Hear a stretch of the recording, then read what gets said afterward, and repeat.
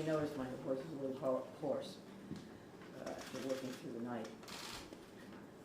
As you all know, last night, local, county, state, and federal law enforcement officers from around the state of Maine responded to reports of an active shooter at several locations in Lewiston, including Spare Time Recreation and Schmandy's Bar and Grill.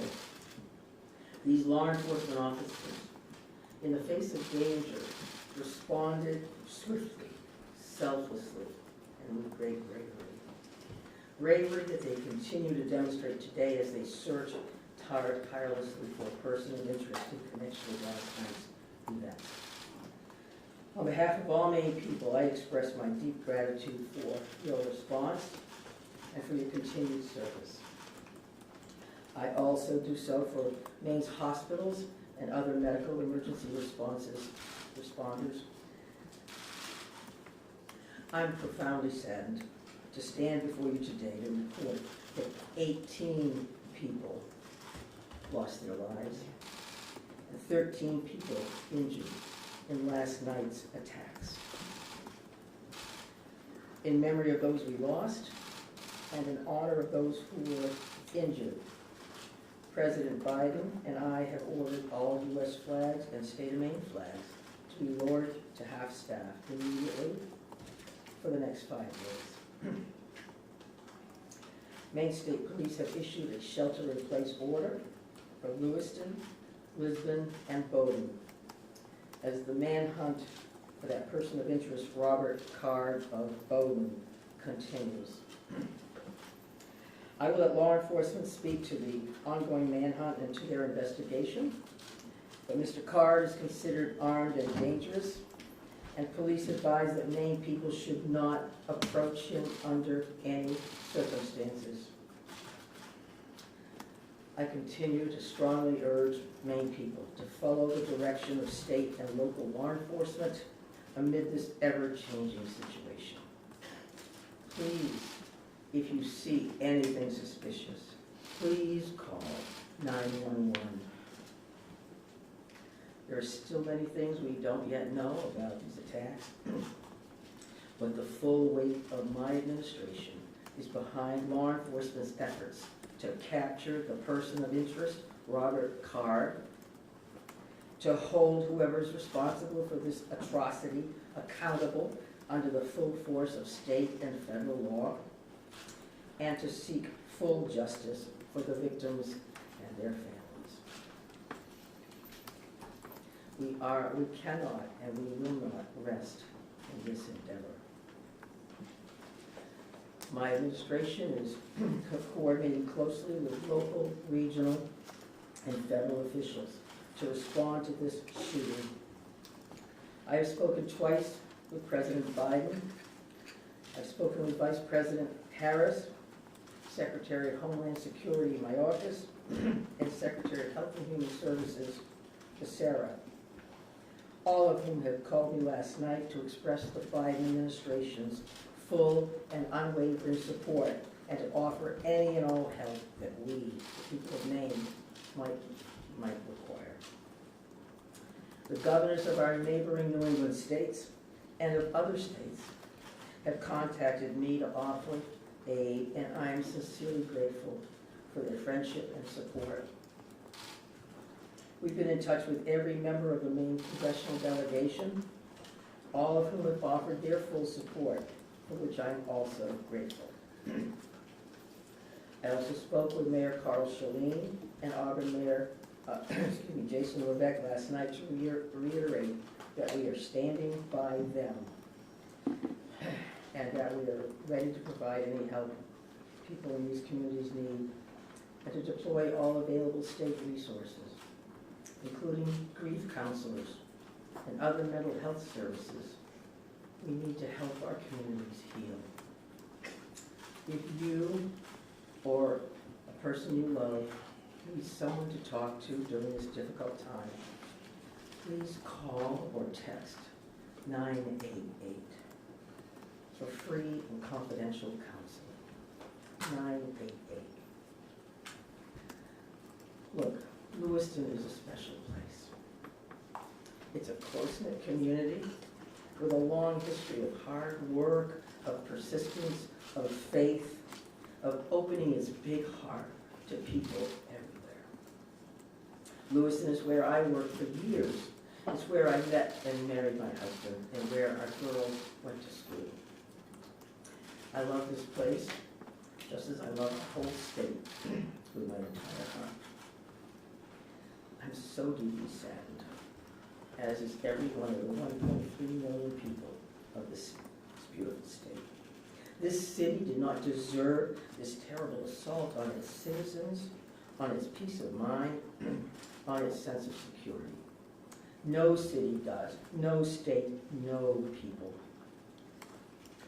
No words can truly or fully measure the grief of many people today. Our small state of just 1.3 million people has long been known as one of the safest states in the nation. This attack strikes at the very heart of who we are and the values we hold dear for this precious place we call home. All Maine people are sharing the sorrow of the families who lost loved ones last night. Loved ones, normal people who were killed or injured while unwinding from a day of work or while spending time with their family and friends, socializing. So on behalf of the 1.3 million people of the whole state of Maine, I hold these families and this city in my heart today. I know that the people of Lewiston are enduring immeasurable pain. I wish I could take that pain off your hearts, off your shoulders, but I promise you this, we will all help you carry that grief.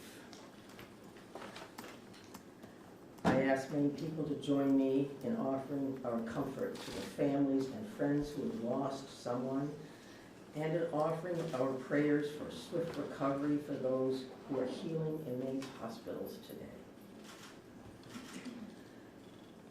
This is a dark day for Maine. I know it's hard for us to think about healing when our hearts are broken. But I want every person in Maine to know that we will heal together.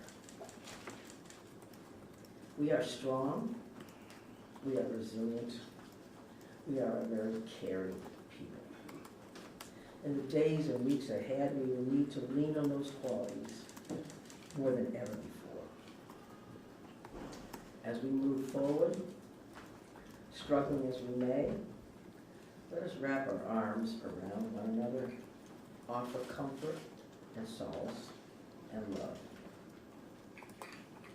I know the Maine State Police will continue to release information to the public as we confirm it, and information about any steps that the public might take to support the people of Lewiston at this time. May God bless the people of Lewiston and bless the memories of those we have lost. Thank you. I'm going to turn it over to Commissioner Sasha. Thank you very much, Governor. We certainly appreciate your support. The City of Lewiston does, the state of Maine, and certainly our first responders. We feel that love every day, and thank you very much for that. I would also say that we want to say thank you to a really large number of other elected officials across our state, whether that's the federal delegation, local elected officials, and many others that are part of organizations or law enforcement agencies that truly wanted to join us today at this particular press event and wanted to speak on behalf of their communities. And as the governor had mentioned, and everybody else will reiterate, our reality for today is that this suspect is still at large. And we want to provide community support for the victims, for the families, and the communities across the state. But we also have an incredibly strong, laser-like focus on bringing this suspect into custody and ultimately to justice. So because of that mission for this particular event and today's activities, we're keeping the list of speakers in the agenda pretty tight. And that will include, next up at the podium would be Chief Dave St. Pierre for the City of Lewiston. And some other members of his command staff are present. What I will say to the city of Lewiston, and you know this because you feel it every day, but you're lucky to have a chief like Chief St. Pierre and his entire law enforcement agency. From every level, those officers put their heart and their soul on the line on behalf of their community last night and into today. And they're doing it for the right reasons. They do it because they care. So the city of Lewiston and truly our co-responder family across the state of Maine is lucky to have Dave and his team in the mix with us. And we're also going to hear from Colonel William Ross from the Maine State Police. And Bill will highlight some of the timeline things that you're probably concerned about and certainly interested in from a story perspective. So the Colonel will come up and speak to that. And we'll also have Jody Cohen. And Jody is the special agent in charge for the FBI out of the Boston field office. And Jody will highlight some of those federal partnerships and some of the things that our federal partners are bringing to the table, bringing to bear to help us with this investigation. We also have a bunch of people here. Once you start naming people, you're going to have a problem because you're going to forget somebody or screw something up. But I would also tell you that a couple of our other federal partners are here. Kevin Neal, who's the U.S. Marshal for the District of Maine. We also have James Ferguson, and Jim is the special agent in charge from the ATF for the Boston Field Division. They are heavily invested with staff along with the FBI, and we can't thank them enough for all that they're doing on behalf of our state. I would also tell you that we are going to close with a brief Q&A, and we're going to try to get some of those questions out there. We appreciate your time, your patience, your professionalism, your partnership in getting this information out. I would think that those questions are going to be brief, because again, we do have a suspect at large, and while you can help us with that, we also need to get back to our team to push forward on that. So with that in mind, I will be back up to the podium to kind of steer that a little bit. But for starters, I would like Chief St. Pierre to join us. Thank you. Thank you, Director Sawchuk, and welcome media partners, and thank you, Governor Mills, for those kind words. I'm going to keep this short. What I would like the very most is to express our deepest sympathies to the families and friends of the victims of this heinous crime. This is truly a tragedy that goes beyond comprehension. I'm confident in our community, that our community has and will continue to come together throughout this endeavor to bring this to a successful conclusion. Although difficult, I do ask the public to continue to be mindful of their own personal safety, and also that they be patient with the process as much as possible. There is extensive work and attention to detail that goes into such a large-scale investigation. I'm confident in the expertise and professionalism of our investigators and all law enforcement officials that are currently involved. This is an all-hands-on-deck approach. We have a great deal of collaboration and resources that have been made available to us. There are far too many to name individually, but I think Director Sawchuk named quite a few appropriately. There are far too many, as I stated, but they are all appreciated more than you know. I want to thank all of our brave men and women of the Lewiston Police Department, Fire Department staff, medical personnel, first responders of any kind that came from far and wide and have come together and continue to work tirelessly in bringing this situation to an end. We hope to locate and hold the person accountable. I think you'll hear next from the state police, who is taking the lead in this investigation. Although that we are working hand in hand with them, I think Colonel Ross will be able to fill you in a little bit more.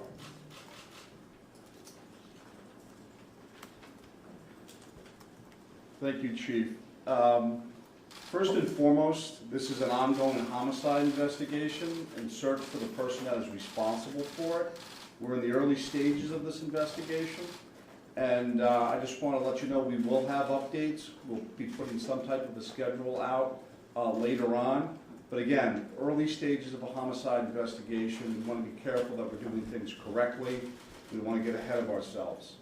I'm going to give you a bit of a timeline here to kind of fill in some of the blanks and give you some of the facts as we know them right now. A lot of this information will then be transferred to the Attorney General's office, as they will be the lead prosecutor, again, in any homicide investigation. Last night, October 25th at approximately 6:56 p.m., the Auburn Communications Center received a 911 call of a male shooting in Just in Time, or the Spare Time Recreation Center in the town of Lewiston, located at 24 Mollison Way in Lewiston. Shortly after that, at about 7:08 p.m., the communications center received multiple 911 calls about an active shooter inside of a Schmenge's Billiards at 553 Lincoln Street in the town of Lewiston. A large law enforcement response from multiple surrounding agencies assisted the Lewiston Police Department in trying to identify who this individual was and what was happening. As you can imagine, this was a very fast-paced, fast-moving, very fluid scene, very dangerous scene that these guys and girls were going into. 18 people are now deceased at this time. The victims at the just-in-time establishment, 7 people are deceased there, 1 female and 6 males, all from an apparent gunshot wound. Victims at the Schmegley's Billiards, 8 are deceased. 7 males inside the establishment, 1 male outside of the establishment. Again, also apparent gunshot wounds. Multiple people were transferred to area hospitals, Central Maine Medical Center, St. Mary's, and Maine Medical Center. 3 people that were transferred to those hospitals are deceased, for a total of 18 people deceased at this time. The investigation into the person responsible for this identified a vehicle located at the Projebscott boat landing in Lisbon. That person, through the registration of that vehicle, was identified, that's been stated earlier, as a Robert Card, born in 1983. Several of the deceased have been identified, and their families, next of kin, have been notified. Approximately 8 people at this point have been identified. 10 people, 10 of these victims, still need to be identified at this time. Currently, there is an arrest warrant for 8 counts of murder for Mr. Card. And the reason it's 8 counts because 10 people have not yet been identified. As those people are identified, the counts will probably go to the total of 18. He should be considered armed and dangerous. Based on our investigation, we believe this is someone that should not be approached. This is someone that should be, if you come into any contact with this individual or someone that you think looks like this individual, you were to call 911, and I'll provide some tip line numbers at the conclusion of my briefing. Lewiston Police Department, federal, state, county, and other local municipalities are involved in a coordinated search at this moment for this individual. So there's the ongoing investigation, and there's a search to apprehend this person. Both happen simultaneously. I can't stress this enough. This is an ongoing investigation in the early stages. More information will come out in conjunction with the Attorney General's office as the lead prosecutor. We can't share all of our information right now, and I'm sure you understand that. I'm going to give out 2 numbers that go to a tip line. 911 is also appropriate for this, but if anyone can call these 2 numbers, this would go to the State Police tip line. Area code 207-213-9526, 207-509-9002. And we'll be sending something out later that has that information in it if you weren't able to grab that now. Again, this is a very fluid situation. We have a lot of resources, as Chief St. Pierre had mentioned earlier, that are on the ground in a coordinated effort to apprehend this individual. We've notified the Department of Education, and they have determined what they're going to do with the schools. A lot of schools, area schools, were shut down today based on our conversation with them. Again, as more information comes in, we'll be providing it to you. Thank you for your time. This is a very difficult time for, I think, the community of Lewiston, difficult time for obviously the victims' families, and it's a tough time for law enforcement. It was a rough night last night, but we're committed to bringing whoever's responsible this to justice, And again, we are currently looking for Mr. Card right now, someone that we'd like to apprehend. Thank you. Thank you, Colonel. And FBI Special Agent in Charge, Cohen, if you could join me, please.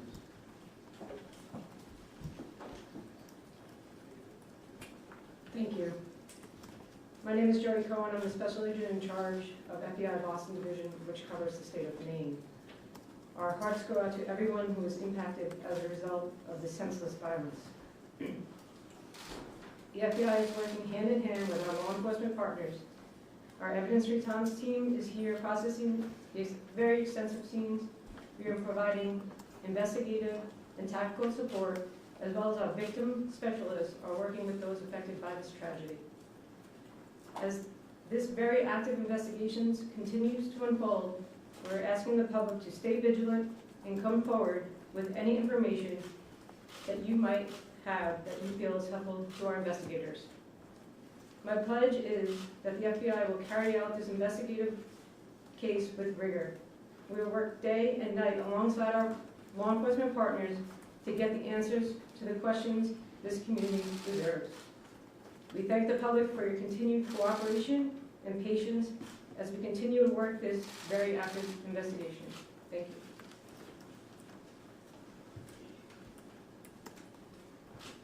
Appreciate that. And I would say that the reality here from a resource standpoint is that when we've asked for anything, the answer's been yes, period. Tactical teams, evidence response teams, full-blown investigative units, detective units that have come from multiple states, whether it's the commissioners from Vermont and New Hampshire reaching out to me directly, Massachusetts saying, what do you need, Mike? What can we do for the state of Maine? So we are now prepared to try to take a few questions.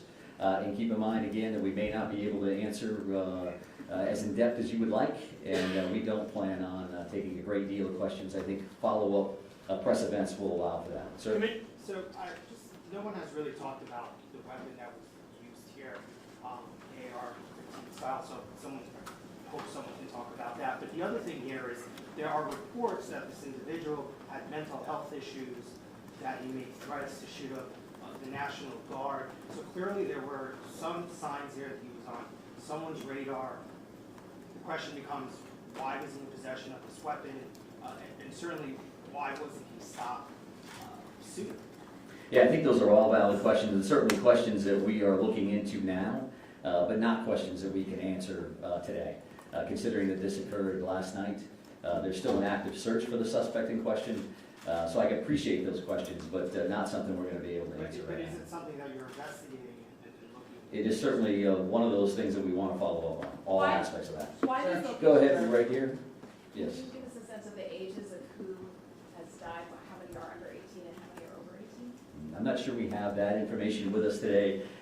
We wanted to break it down by gender because that's something we had readily available. We did not break this down into age ranges at all. Sir, what can you tell us, what can you tell us about the background of the suspect in this case, or I should say the person of interest, because I noticed the language is very clear. We're saying person of interest, not suspect. So why use that terminology, and what can you tell us about his background? Yeah, I think we used person of interest last night for half of the room that was here for that press event. As the Colonel had mentioned, there is now arrest warrants for murder for this particular individual, Mr. Carr. So he is viewed as a suspect, and there's a full court press by all of our partners to bring him into custody. What was the second piece of that question? What can you tell us about his background? Someone had asked a second ago about the idea that he had voiced concerns about his own mental health, right? Had been committed, according to language in a police bulletin, to a mental health facility for weeks. How could someone that fits that profile still be in possession of semi-automatic weapons? Well, I do think that the statutes around firearms and the possession of those are pretty complex. I know that we will be reviewing that information as we move forward, but that's not an answer that we're prepared to give today. Because that leads to motive. You're talking about behavioral health issues and how that impacts this situation. I would expect you'll hear back from us on that in the future. Right here, sir. Yeah, I've got a question about, we've seen helicopters as far north as Monmouth. Can you tell us anything about what's leading you, that far north of the scene where you're coming from? Yeah, sure. So we have law enforcement assets that are deployed over a number of communities doing follow-ups on a number of different things. So as you can imagine, There's a great deal of search warrants that we're following up on. We do have partners, that helicopters from the New Hampshire State Police. That copter was here last night to assist us as well. So whether we have tactical elements out or we're searching an area, some of those air assets would be very, very valuable for us. So that's what they're doing. That's leading you there? We're not going to speak to what brings us to a specific community one way or the other. So Yes, ma'am. Right here. identifying the unidentified victims, what are people encouraged to do? Is there DNA being, tested from family members who may have missing loved ones? Like, what's that approach right now? Yeah, so we did have a family reunification center open last night. We do have behavioral health liaisons that are fully engaged to work with families and work with loved ones and work with victims, for that matter, that may be in the hospital and seeking treatment. So those things are actively occurring. We are dealing with each one of those situations separately. So do we need DNA on that? Are we just waiting to find a loved one, some kind of family member that we can make a notification? I think that varies across the board. I'm going to take two more questions. Right here. Yes, was there some sort of triggering event? Is that something that you're investigating? I think we're always concerned around motive. That you say triggering event, that's a motive for us. Again, that's not something we're prepared to discuss today, but I do appreciate the question. It's clearly something that's important. When Can you understand- One additional follow-up from you. Can you help us understand why these locations, why this bar, why this bowling alley? Was he looking for someone? Was he looking for something? I think that does speak to motive, so I appreciate the follow-up, but not something we're going to be prepared to answer today. I got one more question right here. sir. Right here. Can you say, is card, first off, to clarify, but the arrest warrants issued today, and can you say if card is still in the state or even still alive? Well, we're actively searching for him. If I knew the answers to those questions, and this would be a different press conference, I would assume. So we don't know his location, and I'll leave it at that. And we are working with the Attorney General's office reference to. So with that in mind, we're done taking questions for now. So we are going to actually take off at this point. Thank you very much for being here. I appreciate that. You're not everybody. Have there been any credible sightings? I mean, we've not really gotten many answers, so Thank you. Steve, can you speak